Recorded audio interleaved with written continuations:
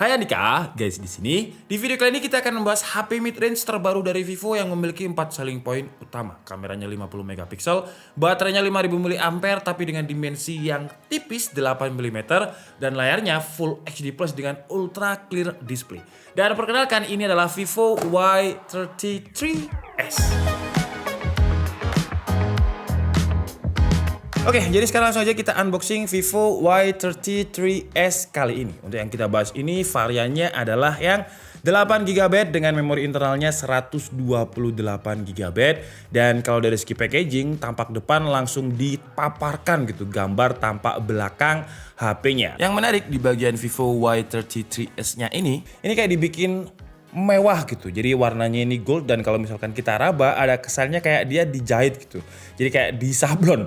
Terus di bagian kirinya ada logo Vivo, ada seri namanya. Di bagian belakangnya ada 4 selling point di sini. Jadi yang pertama untuk main kameranya ini 50 megapiksel, terus baterainya itu gede banget 5000 mAh dengan 18 watt fast charge dan 8 mm trendy slim design. Jadi seharusnya sih secara desain dia tipis dan ada 1080p ultra clear display. Apa maksudnya nanti kita bahas.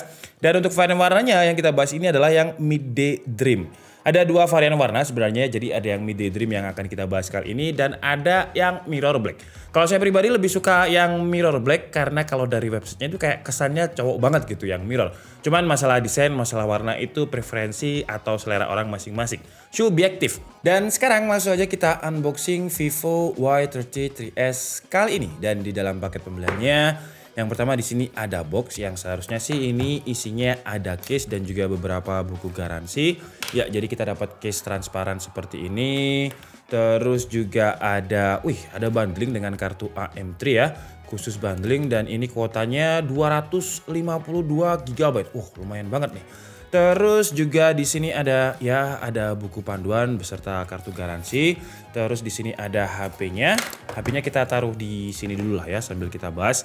Di dalamnya ini apa aja? Di sini ada IMEI yang biasanya kalau misalkan kita beli pasti diminta sama mbak-mbaknya untuk garansi. Dan untuk kabelnya kita udah dapat kabel Type A to Type C seperti ini. Dan sekarang kita lihat adapternya. Untuk HP-nya sih dia supportnya 18 watt. Dan untuk adapternya dia juga support untuk maksimum outputnya ada di 18 watt. Sama dengan support fast charging HP-nya. Terus di sini kita juga dapat SIM ejector. Ini kita ambil dulu karena nanti kita mau cek untuk SIM tray-nya.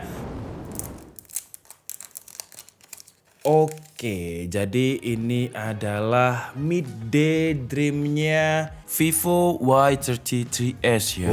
Jadi kalau dilihat ya ketika dia terkena refleks cahaya dia akan berubah. Dan Vivo mengklaim kalau permukaannya ini menggunakan proses yang namanya liquid crystal coating yang menciptakan permukaan yang katanya tidak mudah meninggalkan sidik jari. BTW kebetulan tangan saya ini lagi basah dan langsung aja kita buktikan apakah dia memang beneran tidak meninggalkan sidik jari. Ini saya agak tekan-tekan biar makin banyak ya. Tapi nggak bekas ya. Ya, jadi kalau kalian lihat memang teksturnya ini kalau Vivo bilang ini namanya AG matte. Intinya dia permukaannya matte banget lah, dia nggak glossy. Jadi kalau misalkan kita pegang seperti ini, ya sama sekali tidak meninggalkan fingerprint. Dan ternyata kalau misalkan aslinya saya suka sih ya. Jadi warnanya ini rame tapi nggak terlalu rame. Gimana jelasinnya? Dia 2 warna, cuman 2 warnanya ini hanya ketika kalau refleks cahaya. Nah kalau misalkan warna gini dia bisa jadi biru, ini kayak oranye ke ungu-unguan gitu. Wih, keren sih, keren. Terus untuk bagian tulangnya ini Vivo mengklaim kalau ini namanya teknologi 2,5D, flat 2,5D. Jadi kalau kalian lihat di bagian pinggirnya ini memang agak flat tapi kayak ada semacam tekukan lagi gitu di bagian bawahnya. Nah, seperti ini. Jadi kalau dibilang flat sebenarnya flat cuman 2,5. Jadi masih ada yang kepotong di sini. Terus untuk bahan material yang digunakan dia pakai plastik, frame-nya tulangnya ini juga pakai plastik. Dan untuk portnya di bagian kanan sini ada volume up and down, terus di sini ada tombol power yang menjadi satu dengan fingerprint. Di bagian bawahnya ada audio jack Type C, terus juga ada speaker, ada lubang mic. Di bagian kiri tak ada apa-apa, di bagian atasnya ada SIM tray. Dan SIM tray-nya ini kalau saya lihat di websitenya dia bisa dual SIM dan juga ada expanded untuk micro SD. Ya bener ya, jadi dia triple slot. dual SIM, dan kalau misalkan kalian merasa 128 GB-nya Vivo ini kurang, tinggal tambah storage aja. Dan sekarang sambil kita nyalakan Vivo Y30 3S-nya, sambil kita instalasi untuk hands-on aja. Jadi reviewnya kita buat video terpisah. Dan di bagian layarnya ini untuk selfie kameranya dia 16 megapiksel, dan untuk bobotnya kalau di websitenya itu 182 gram. Apakah benar 182 gram? Coba kita lihat ya. Kalau misalkan memang beneran 182 gram, wah berarti dia bisa dibilang ringan banget loh ya. Padahal baterainya 5000 mAh dan dimensinya juga cuman ketebalannya itu 8 mm, 182 gram. Kalau menurut timbangan saya 184,1 gram. Ya masih selisih 2 gram. Tapi ya nggak apa-apa lah ya, selisihnya cuma 2 gram. Tetap menurut saya ini ringan untuk sebuah HP yang baterainya 5000 mAh. Dan juga lumayan tipis juga dengan 2,5D flat desainnya. Oke, jadi Vivo Y30 3S-nya udah selesai saya install beberapa aplikasi untuk benchmark dan hands-on aja. Dan tadi ketika saya install, yang saya perhatikan adalah vibration haptic feedback-nya ya. Dia ya masih feel-nya itu kalau dibilang kayak HP entry level enggak, tapi ya kayak HP mid range untuk feel haptic feedback-nya. Jadi masih ya getarnya itu bukan getar flagship. Kalau misalkan kalian pengen dengarkan suaranya kira-kira seperti ini nih haptic feedback-nya.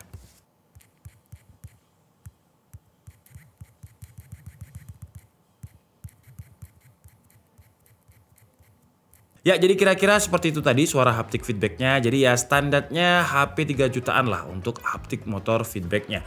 Dan sekarang kita coba untuk fingerprint-nya. Karena di websitenya diklaim kalau fingerprint-nya ini ultra fast gitu. Ultra fast. Se-fast apa emang untuk fingerprint-nya.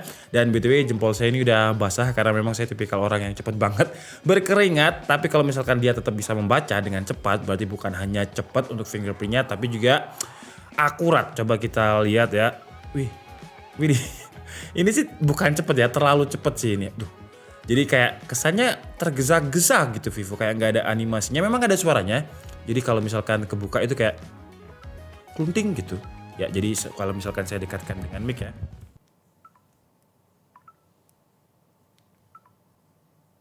Oh, ini sih cepet banget ya. Oh, apa jangan-jangan nggak ada fingerprintnya bang? Ada kok. Kalian nggak percaya sih ya. Jadi kalau misalkan tuh ya ada. Cuman kalau misalkan saya set, gila.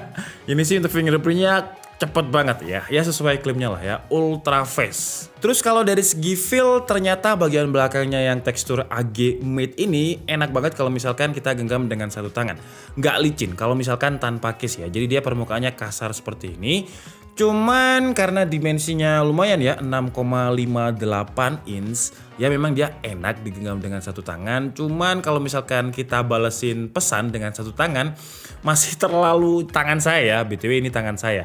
Jadi kalau misalkan tangan kalian mungkin lebih besar ya bisa-bisa aja. Cuman kalau tangan saya misalkan saya ngetik dari huruf di sini R mungkin terus di sana H itu nggak nyampe jempol saya ya. Jadi tetap harus pakai dua tangan walaupun memang di bagian belakangnya ini enak banget digenggam. Karena feel kasarnya bikin nggak licin.